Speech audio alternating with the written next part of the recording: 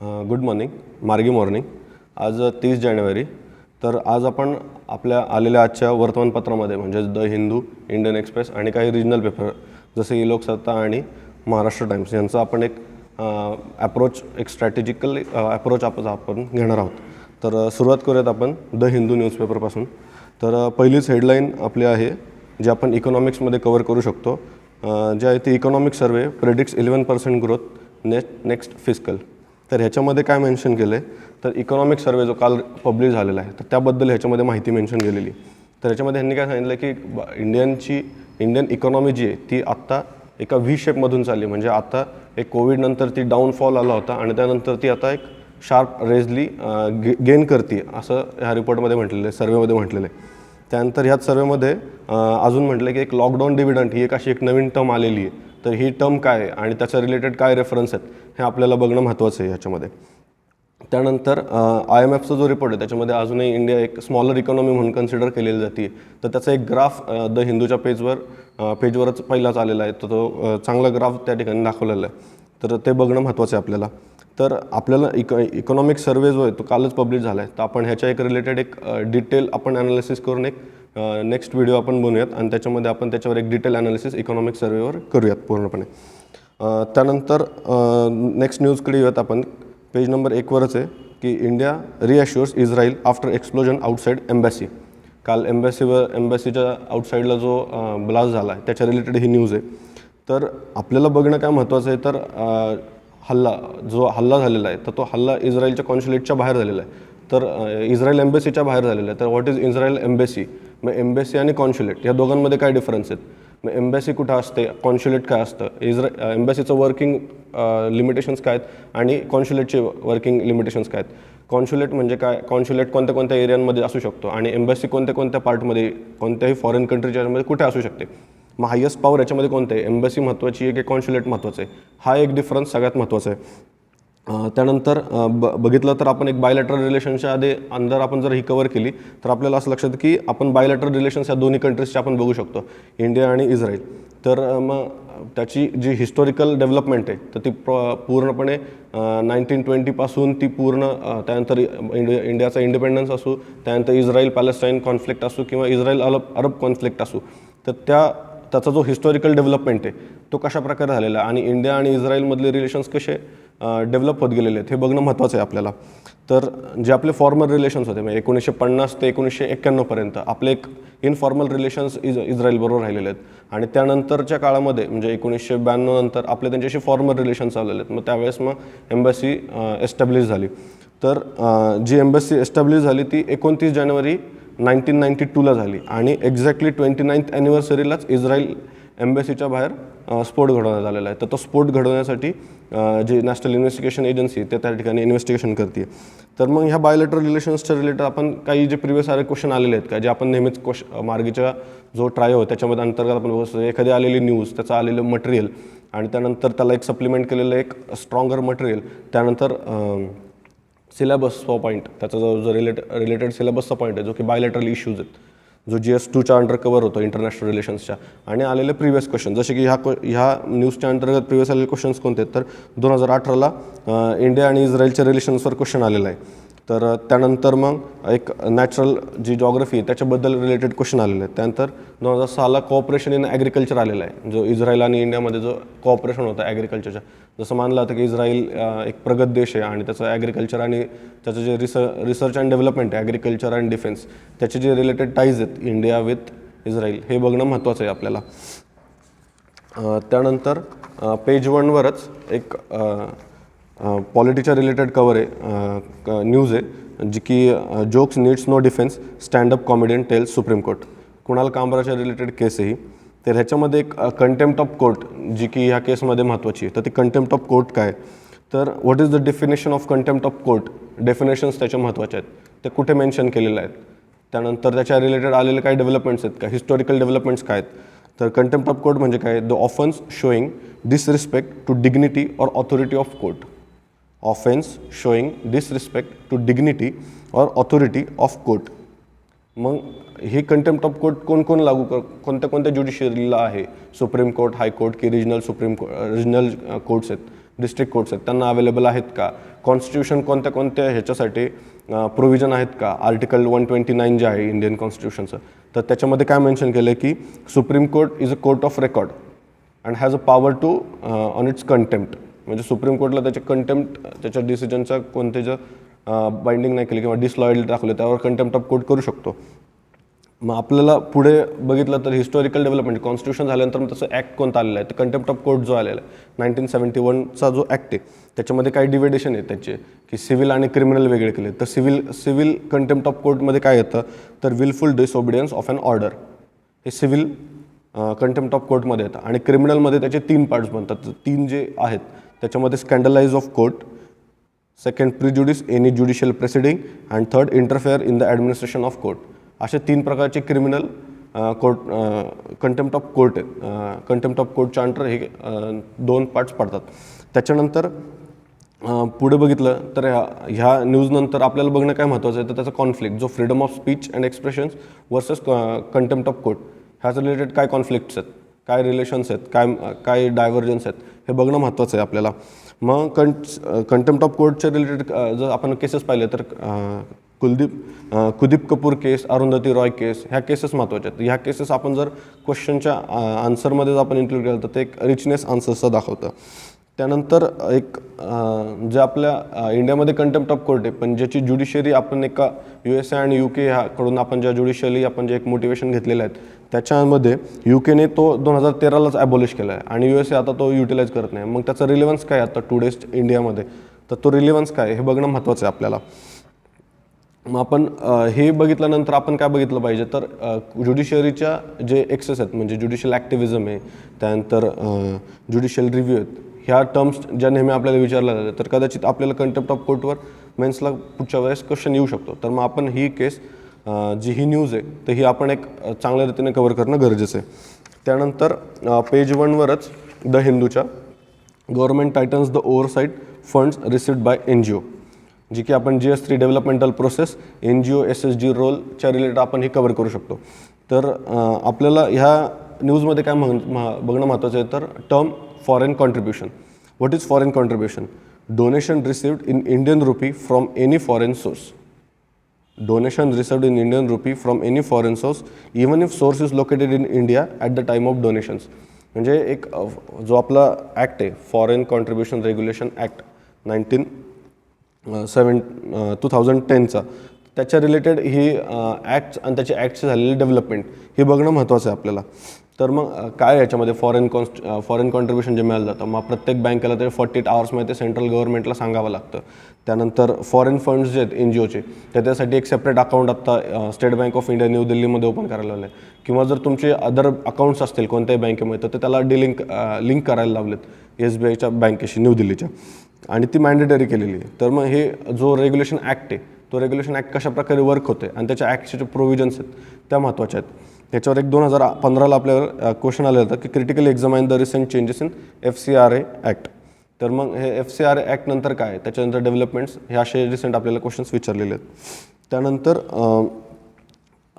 Page 3वर एक environment related topic आहे. IIT Kanpur submit proposal to Delhi government.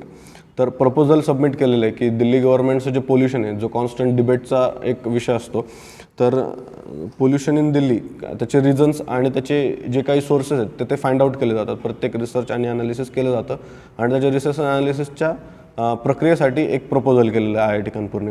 तर काय ह्याच्यामध्ये तर IIT कानपूरने एक सुपर मॉनिटरिंग साईट एक स्टॉल स्ट्रक्चर विथ सेन्सर्स बनवलेत की ज्याच्यामध्ये रिअल टाईम आपल्याला सोर्सेस कळतील की कशाप्रकारे दिल्लीचं पोल्युशन होतं आहे.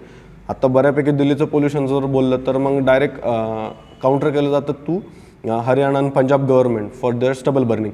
पण तिथले जे व्हेकल पोल्युशन्स आहेत किंवा इंडस्ट्रियल पोल्युशन्स आहेत त्याबद्दल थोडंसं कमी बोललं जाते. मग आता हे IIT कानपूरचं जे इनोव्हेशन आहे किंवा जे एक प्रपोजल दिलेलं आहे त्यांनी त्याच्यामध्ये ते एक रिअल टाईम ॲनालिसिस करणार आहेत विथ द सेन्सस आणि त्याच्या रिलेटेड आपल्याला माहिती देणार आहेत की त्याचे एक रिअल सोर्सेस आणि त्याचा एक रिअल टाईम सोर्स म्हणजे ह्या टाईमला एका टाईमला कुठल्या एरियाजकडून आपल्याकडे पोल्युशन वाढतं आहे हे एक रिअल टाईम बेस दिलं जाणार आहे. त्यानंतरच त्याच्यात शेजारी एक एअर क्वालिटीच्या रिलेटेड न्यूज आहे नोएडामध्ये तर ते नोएडाच्या रिलेटेड ती न्यूज आहे, त्याच्यामध्ये पुअर क्वालिटी एअरची सांगितलेली. तर मग आपल्याला त्यामध्ये बघणं काय गरजेचं आहे, तर CPCBचा डेटा येतो. तर मग काय सेंट्रल पोल्युशन कंट्रोल बोर्ड काय आहे, त्याचं एस्टॅब्लिशमेंट काय आहे, स्टॅच्युटरी आहे, नॉन स्टॅच्युटरी आहे, त्यानंतर त्याची वर्किंग काय, त्याचे कोणत्या कोणत्या ॲक्टच्या अंडर तो CPCB कव्हर करतो, कोणते कोणते ॲक्ट CPCBच्या अंडर काम करत नाहीत. त्यानंतर एअर क्वालिटी इंडेक्स काय आहे, त्याचे रँकिंग काय, त्यानंतर त्याचे जे इंडेक्स ठरलेले आहेत तर त्या इंडेक्सवरून ठरलं जातं गुड पुअर असे एक जे क्रायटेरिया ठरले जातात. आणि एक जो सफर जो इनिशिएटिव्ह आहे त्या इनिशिएटिव्हच्या रिलेटेड ही सगळी चर्चा आहे. तर ही चर्चा काय आहे आणि त्या दिल्लीचं रिलेटेड पोल्युशन्सचा तो कवर करणं आपल्याला महत्त्वाचं आहे. त्यानंतर एडिटोरियलकडे येऊयात आपण. द हिंदूच्या एडिटोरियल आहे टायटल इन सर्च ऑफ मलाईस. तर ह्याच्यामध्ये ही न्यूज आपण एक प्रोव्हिजन्स इन कॉन्स्टिट्यूशन्स किंवा एक जे लॉज आहेत त्या लॉजच्या रिलेटेड आपण ही न्यूज कवर करू शकतो. तर ह्याच्यामध्ये ऑफेन्सेसबद्दल मेन्शन केलेलं आहे की सिडिशन, कॉन्स्परसी, त्यानंतर promotion of enmity, breach of harmony ह्या रिलेटेड असे टर्म्स आलेले आहेत. तर त्या कशा रिलेटेड आहेत, तर त्या एक सिडिशनच्या रिलेटेड आहे, जे की काल परवा एक सिडिशनच्या केसेस दाखल केलेल्या आहेत त्यामुळे. तर मग आपल्याला बघणं महत्त्वाचं आहे की त्याच्या IPC त्याचे सेक्शन्स 124A जो IPCच्या अंडर येतो जो की सिडिशनच्या रिलेटेड आहे. तर ते सिडिशन जे IPC बनवलं मॅकोलेसचं जे नंतर जे डेव्हलपमेंट झाली त्यानंतर त्याच्यामध्ये जे टाकलं त्यावेळेस ते ओरिजिनली ते नव्हतं. त्यानंतर त्याच्यावर एक अमेंडमेंट करून ते 1870ला ते आपण ॲड केलेलं आहे. त्यानंतर मग ते सिडिशनच्या केसेस कशा वाढत गेल्यात. मग पहिले बालगंगाधर टिळक यांच्यावर सिडिशनची केस पडली, नंतर महात्मा गांधी यांच्यावर सगळ्यांवर नंतर सिडिशनच्या केसेस पडलेल्या आहेत. त्यानंतर मग एक पोस्ट इंडिपेंडन्स बघितलं तर त्याचे जे केसेस आहेत आणि त्याचं जे इव्हॉल्युशन आहे सिडिशनच्या रिलेटेड त्याच्यामध्ये केदारनाथ केसपासून ते बलवंत सिंग केस, त्यानंतर रोमिला थापर केस आणि रिसेंट कन्हैयाकुमार केसपर्यंत या सगळ्या केसमध्ये त्याचं झालेलं इव्हॉल्युशन आहे ते बघणं महत्त्वाचं आहे आपल्याला. सिडिशनचे कशा प्रोसेस आहेत, जजेसचं आणि ज्युडिशियरीचं काय मेन्शन आहेत, काय म्हणणं आहेत, त्याबद्दल रिलेटेड काय व्ह्यूज आहेत त्यांचे हे बघणं महत्त्वाचं आहे आपल्याला. ह्याच्यावरच एक सिडिशनच्या रिलेटेड इंडियन एक्सप्रेसमध्ये पण आजच्या इंडियन एक्सप्रेसमध्ये पण पेज नंबर 8वर एडिटोरियल आलेलं आहे. तेही आपल्याला काय आहे तर त्याच्यामध्ये आपल्याला सिडिशनबद्दल माहिती आणि सिडिशनबद्दलची जे डेव्हलपमेंट झालेली त्याबद्दल आपल्याला विचारलेलं आहे. त्यानंतर ह्याच न्यूजमध्ये एक IPCचा 120 सेक्शन B जो की क्रिमिनल कॉन्स्पिरसीच्या रिलेटेड आहे.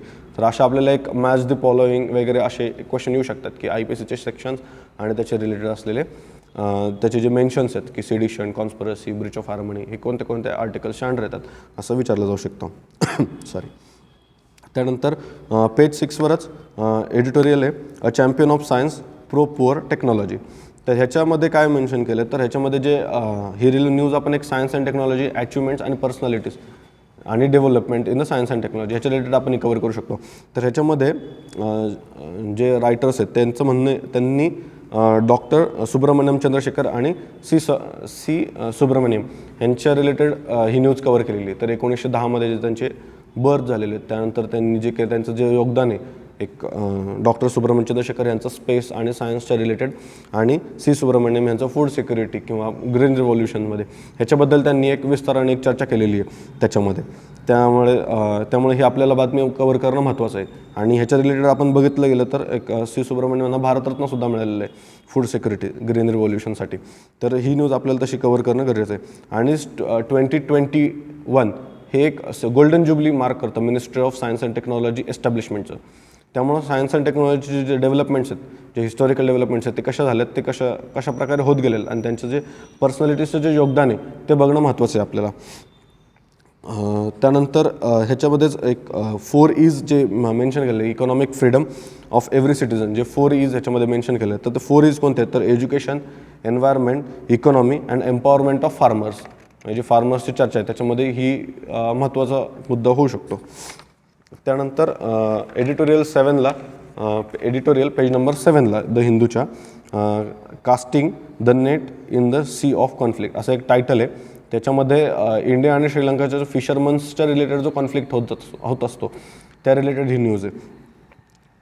एडिटोरियल आहे ह्याच्यामध्ये पूर्णपणे एक कसे फिशरमन्स रस्ता चुकतात, त्यानंतर त्यांच्या प्रकारे कसे तिकडं ॲबडक्ट केलं जातं, त्यानंतर त्यांचे कशा प्रकारे आपण एक डिप्लोमॅटिक टाईज त्यांच्याशी मेंटेन करून त्यांना आपण कसं रिलीज करतो ह्या रिलेटेड ही बातमी आहे. आपल्याला बघणं काय महत्त्वाचं आहे तर इंडिया श्रीलंका ह्या बायलॅटरल रिलेशन्स आहेत जे हिस्टॉरिकल डेव्हलपमेंट झालेले आहेत आणि एक डोमेस्टिक जो आपल्याकडे पॉलिटिकल जो इंटरफेअर होतो त्यामुळे इंडिया श्रीलंका नेहमीच एक डिबेटेबल टॉपिक नेहमीच असतो. तर ह्याच्यामध्ये मेन्शन केलं की टेरिटोरियल वॉटर बाउंड्री.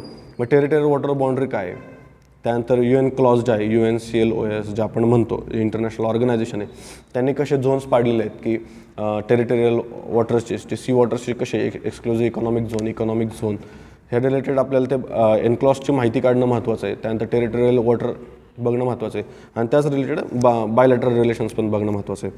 त्यानंतरच ह्याच्याच पेज नंबर 12वर श्रीलंकेशीच रिलेटेड बातमी आहे की आपण कशी एक वॅक्सिन डिप्लोमसी यूज करतो आहे.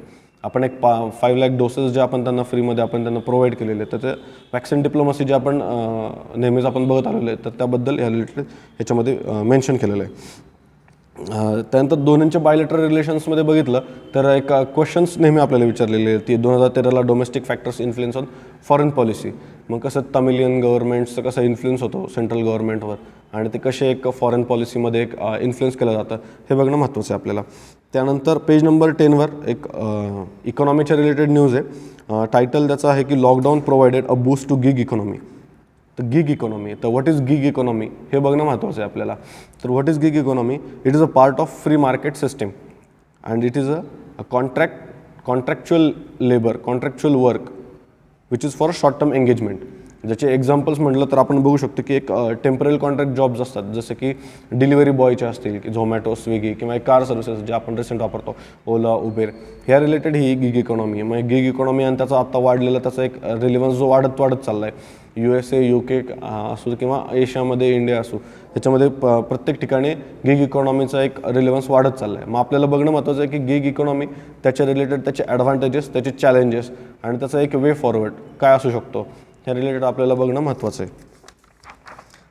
त्यानंतर इंडियन एक्सप्रेसवर आपण एक एडिटोरियल्स घेऊयात. तर इंडियन एक्सप्रेसला पेज नंबर 6वर एडिटोरियल आहे, एक न्यूज आहे एडिटोरियल नाही, अँटी लेप्रझी डे, 13 जानेवारी अँटी लेप्रझी डे. तर मग आपल्याला ह्याच्यामध्ये एक लेप्रझीचे स्टॅटिस्टिक्स आहेत, ह्याच्यामध्ये ह्यांनी मेन्शन केलेले आहेत की 25,000 केसेस न्यू केसेस आत्ता रजिस्टर्ड झालेले आहेत पूर्ण एक वर्षभरामध्ये मागच्या. तर मग लेप्रझी आणि लेप्रझीचे असलेले गव्हर्नमेंट्सचे इनिशिएटिव्ह अगेन्स्ट लेप्रझी टू काउंटर लेप्रझी आणि त्याचे असलेले प्रोग्राम्स काय काय आहेत ते बघणं महत्त्वाचं आहे. मग लेप्रझी म्हणजे कुष्ठरोग, तर कुष्ठरोग हा फार एन्शंटपासून आलेला आहे. म्हणजे एन्शंटमध्ये सुद्धा त्याचे बऱ्याचशा ठिकाणी बुद्धिस्ट लिटरेचर्समध्ये किंवा आपल्या वैदिक रिलिजन्समध्ये सुद्धा आपल्याला त्याचे इम्प्रिंट्स सापडतात. त्यामध्ये मग आपण लेप्रझीचे काय, तर लेप्रझी हा बॅक्टेरियल इन्फेक्शन आहे का व्हायरल इन्फेक्शन आहे. मग जो बॅक्टेरियल इन्फेक्शन आहे मग क्रोनिक डिसीज आहे. त्यानंतर त्याला हान्सन डिसीज एक सेकंडरी नेम त्याला म्हटलं होतं हान्सन डिसीजेस. त्यानंतर एक जर आत्ता अँटी लेप्रझी डेची तर त्याची थीम त्यांनी ठरवली आहे. थीम काय तर beat leprosy end stigma and advocate for mental wellbeing. Beat leprosy end stigma and advocate for mental wellbeing ही एक 2020ची एक थीम आहे जे आपण यावेळेसच्या इंडियन एलिमिनेशन प्रोग्रामसाठी आपण वापरलेली आहे. तर मग ह्याच्यामध्ये आपल्याला बघणं काय महत्त्वाचं आहे, जे एक ऑपरेशनल गाईडलाईन्स आलेले आहेत जुलै 2020मध्ये, तर त्या कशा प्रकारे गाईडलाईन्स वर्क होतात आणि त्याच्या गाईडलाईन्स काय आहेत, त्याच्या गाईडलाईन्सचे प्रोव्हिजन्स काय आहेत हे आपल्याला बघणं महत्त्वाचं आहे. त्यानंतर लेप्रझीच्या रिलेटेड बघितलं तर जो आपण हान्सन डिसीज म्हणतो, त्यानंतर त्याचा मोड ऑफ ट्रान्समिशन काय, त्यानंतर तो क्युरेबल आहे का नॉन क्युरेबल आहे, मग मल्टी ड्रग थेरपी काय आहे हे आपल्याला बघणं महत्त्वाचं आहे. बाबा आमटेंचं असलेलं काम त्याच्या रिलेटेड हे आपल्याला बघणं महत्त्वाचं आहे. त्यानंतर स्पर्श प्रोग्राम, एक स्पर्श प्रोग्राम हा लेप्रझीच्या रिलेटेड आहे. तर मग स्पर्श प्रोग्राम काय आणि त्याचे जे इव्हॉल्युशन, त्याचं प्रोग्रामचे प्रोव्हिजन्स काय आहेत आणि कशाप्रकारे ते वर्क करतं हे बघणं आपल्याला महत्त्वाचं आहे. कदाचित प्रिटीमध्ये पण असा एक साधा एक 1 लाइनर क्वेश्चनसुद्धा आपल्याला तिथं होऊ शकतं की व्हॉट इज स्पर्श प्रोग्राम, स्पर्श प्रोग्राम इज रिलेटेड टू आणि मग खाली 4 डिसीजेस नावं दिले असतात त्या रिलेटेड आपण ते ही न्यूज आपण अशी यूज करून आपल्याला ते एक मार्क्स गेन करू शकतो. त्यानंतर पेज नंबर 6वरच प्रताप भानू मेहता यांचा आर्टिकल आहे द रिअल डिस्क्रेशन. तर मग ह्याच्यामध्ये त्यांनी फार्मर्स प्रोटेस्ट आणि गव्हर्नमेंट्सच्या जे इनिशिएटिव्ज आहेत त्याच्यावर त्यांनी बोललेलं आहे. तर ते कसे क्रिटिक करतात आहेत फार्मर्स, कसे क्रिटिक करतात गव्हर्नमेंट इन्स्टिट्यूशन्स अँड मीडिया ह्याच्या रिलेटेड बघणं महत्त्वाचं आहे. त्यांचं म्हणणं आहे की फार्मर जे प्रोटेस्ट आहे ते एकदम पीसफुल प्रोटेस्ट होते आणि इट्स मोस्ट सिव्हिल डिसिप्लिन जे बघायला कमी मिळतात अशा प्रकारचे फार्मर्स प्रोटेस्ट होते. आणि मग त्याच्यानंतर त्यांनी केलेलं त्याचं क्रिटिक आणि त्याचं आर्ग्युमेंट्स हे प्रताप भानू मेहता यांच्या आर्टिकलमध्ये मेन्शन केलेलं आहे. तर हे आर्टिकल थोडंसं एक महत्त्वाचं आहे, आपल्याला बघणं महत्त्वाचं आहे. त्यानंतर एडिटोरियल पेज नंबर 9वर जी 30 जानेवारी बापूंची डेथ ॲनिव्हर्सरी पुण्यतिथी दिन आहे, त्या रिलेटेड व्यंकय्या नायडू यांनी लिहिलेलं एडिटोरियल आहे. तर एडिटोरियलमध्ये त्यांनी गांधीजींबद्दल मेन्शन केलेलं आहे. तर गांधीजींचे जे हिस्टॉरिकल बॅकग्राऊंड्स आणि त्याच्यानंतर झालेले त्यांचे इन्स्पिरेशन, ते कोणाकोणाला इन्स्पिरेशन देत गेलेले आहेत, कोणाकोणाला त्यांच्यामुळे इन्स्पायर झाले आहेत, जसे की मार्टिन लुथर किंग, नेल्सन मंडेला असो, हे कसे त्यांना एक इन्स्पायर्ड केले गेले त्यांनी, आणि त्या रिलेटेड त्यांनी नंतर पुढे त्याचं वर्क केलेलं आहे. आणि ह्याच्यामध्ये त्यांनी पुढे एक आर्टिकल्समध्ये बघितलं तर वसुधैव कुटुंबकम जे गांधीजींच्या रिलेव्हन्स होतं, त्यानंतर त्यांनी काही रेफरन्सेस दिलेले आहेत, बी.जी. टिळक आणि स्वामी विवेकानंदांचे, असे काही एक रेफरन्स त्यांनी वापरून महात्मा गांधींच्या बायोग्राफीबद्दल किंवा महात्मा गांधींच्या जीवनाबद्दल काही मेन्शन केलेले आहेत. आणि त्यांनी ह्याच एडिटोरियलमध्ये गांधीजी आणि कोविड-19चा जो रिलेव्हन्स आहे तो या ठिकाणी त्यांनी मांडलेला आहे. तर what is the relevance of Gandhi in the during present times. तर असे आपण जर क्वेश्चन बघितले तर गांधीजींवर नेहमीच हॉट टॉपिक असतो, आणि त्याच्या रिलेटेड आपल्याला न्यूज काय आहेत, तर न्यूज आलेली आहे, तर मग त्यानंतर त्याचे एडिटोरियल, त्याचे व्ह्यूज, मग आपण हे यूज करून आपण एक जे प्रिव्हियस इयर क्वेश्चन आलेले आहेत त्यावर, आणि जे एक्सपेक्टेड क्वेश्चन असू शकतात त्यावर आपण एक क्वेश्चन्स, त्याचे आन्सर्स आपण लिहू शकतो. त्याच्यावर प्रिव्हियस इयर 2018लाच क्वेश्चन आलेलं होतं की significance of Mahatma Gandhi in present times, हा 2018लाच आलेला क्वेश्चन आहे. आणि 2019ला नॅशनल मुवमेंट्स अँड गांधी यांचा रिलेव्हन्स हा विचारण्यात आलेला आहे. तर मग गांधींच्याबद्दलची जे डेव्हलपमेंट्स आहेत ते नेहमीच हॉट टॉपिक असते. त्यानंतर एक्सप्लेन पेजवर, पेज नंबर 10वर इंडियन एक्सप्रेसच्या स्वप्ना लेड्डे यांचं एक हिस्टोरियन्स आहेत, त्यांचं एक एक्सप्लेन म्हणून आलं आहे की रेड फोर्ट अँड दिल्ली. ह्याच्यामध्ये त्यांनी एक हिस्टॉरिकल डेव्हलपमेंट केलेली आहेत की जे रेड फोर्ट आणि दिल्लीच्या रिलेटेड त्यांनी कसे हिस्टॉरिकल डेव्हलपमेंट झालेले आहेत त्याबद्दल यांनी मेन्शन केले आहेत. म्हणजे conquest of Ghurid dynasty, Ghurid Turk to the, त्यानंतर Rajput Tomar dynasty to the Mughal era to the East India Company and today's Delhi, ह्यापर्यंत त्यांनी जो एक इव्हॉल्युशन झालेलं त्याबद्दल यांनी मेन्शन केलेलं आहे. त्यानंतर मग सीट ऑफ मुघल पॉवर, जर दिल्लीला दिल्ली असं म्हटलं जायचं, तर मग दिल्ली किंवा दहलीज जे असं म्हटलं जातं ते का म्हटलं जातं, त्याचं मिनिंग काय होतं हे बघणं महत्त्वाचं आहे. त्यानंतर मुघल एरामध्ये आपण बघितलं तर दिल्लीपेक्षा आग्राला जास्त महत्त्व होतं. त्यानंतर मग अकबरचं एक सांस्कृतिक लिटरेचर जे 1607मध्ये सापडतं, तर त्याच्यामध्ये अकबरला एक दिल्लीश्वरा असं मेन्शन केलेलं आहे. अकबर यांना दिल्लीश्वरा असा त्यांचा एक रेफरन्स आलेला आहे. त्यानंतर जहांगीर यांना शहाजहान दिल्ली असं म्हटलेलं आहे. तर मग हे जे एक नावं दिलेलं जातात त्यांना, मग आपल्याला एक कदाचित 1 लायनर क्वेश्चन असू शकतो प्रिलियम्सला, किंवा एक दिल्लीचं जे हिस्टॉरिकल इव्हॉल्युशन आहे त्यामध्ये आपण हे न्यूज आपण त्या रिलेटेड आपण कवर करून ते एका आन्सरमध्ये लिहू शकतो. त्यानंतर जी हिस्टॉरिकल डेव्हलपमेंट बघितली तर शहाजहाननंतर एक कॉन्क्रीट हिस्ट्री दिल्लीच्या रिलेटेड चालू झालेली मुघलची, आणि 1857ला तर दिल्ली फॉर्मल कॅपिटलच म्हणून पुढे उदयास आली. त्यानंतर after the conquest of British त्यानंतर त्यांनी कलकत्ताला त्यानंतर त्यांनी इम्पॉर्टन्स दिला, आणि त्यानंतर 1911मध्ये त्यांनी कशी दिल्लीला ट्रान्सफर केली कॅपिटल, त्यानंतर हे बघणं महत्त्वाचं आहे.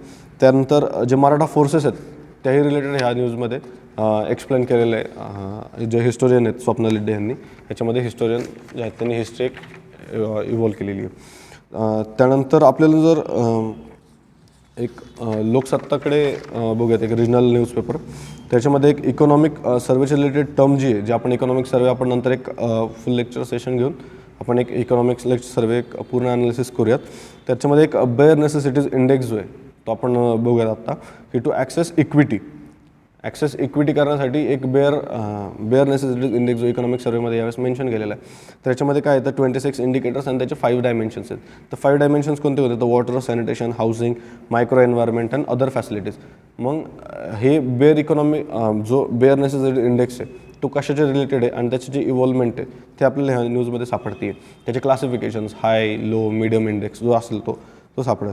आणि ह्याचं इंडेक्स आणण्याचं कारण काय, तर ह्याच्यामध्ये जे बेसिक नेसेसिटीज आहेत तेच ह्यामध्ये मेन्शन आहेत, आणि आपल्याला ह्या इंडेक्सच्या अंतर्गत जे रिजनल व्हॅरिएशन आहे ते आपल्याला जे डिस्क्रिमिनेशन होत जातं ते आपल्याला कसं प्रकारे आपल्याला कमी करता येईल ह्या इंडेक्समधून आपल्याला बघायचं.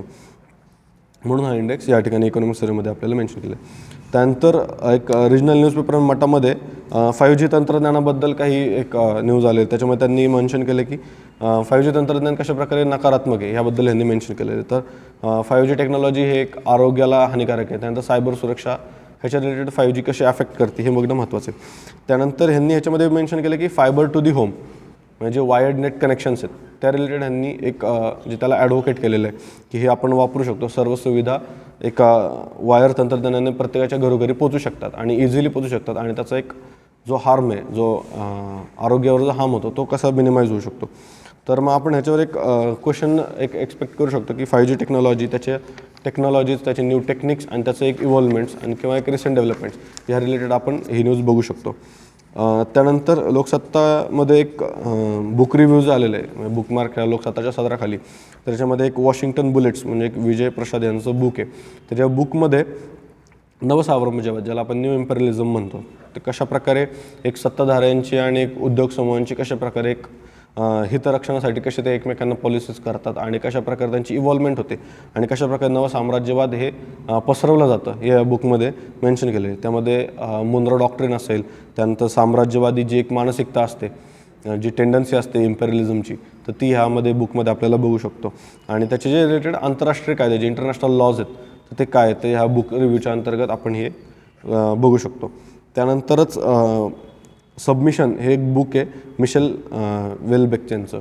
तर ह्याच्यामध्ये ह्यांनी एक पाश्चात्य संस्कृतीच्या बद्दल मेन्शन केलेलं आहे की संस्कृतीच्या आत्महत्येचा डिस्टोपिया ही टर्म महत्त्वाची आपल्याला. तर मग ह्यामध्ये जे पाश्चात्य संस्कृती आहे त्याच्यामध्ये कसा त्यांचा उदय, त्याचा लय आणि त्याचा ऱ्हास झाला आहे याबद्दल या बुकमध्ये मेन्शन केलेलं आहे. तर त्याच्या रिलेटेड आपण ही एक बुक रिव्ह्यूची जी न्यूज आहे ती आपण बघू शकतो.